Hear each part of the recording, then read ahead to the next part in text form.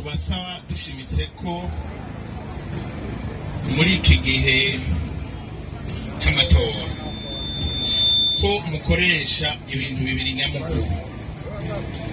Ibyo bintu bibiri ni urukundo rw'igihugu n'urukundo rw'abarundi.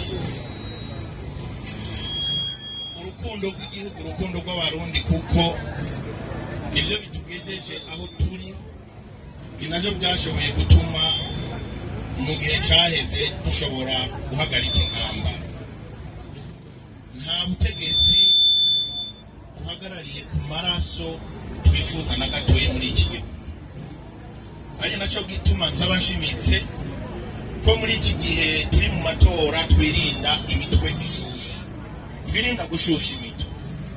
Murabonye uyu muvandimwe tuzinanye kuva kera, dufata ingendo hirya no hino, turaramukanya neza uko mubibonye.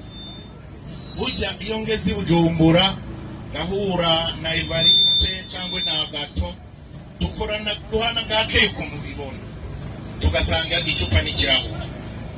Ariko rero kiyobeye nuko iyo mugeze hariya hasi muca mutangura kuza muracana imitwe, mugasesa amaraso. Mwaravyumvise kandi Muyinga, Ibubanza n'ahandi hamwe hamwe. Burya ukifata ubutegetsi uvuga ngo atari jewe nta wundi, ubundi akavuga ngo jewe ntahashitse ntibikunda, ahubwo ushaka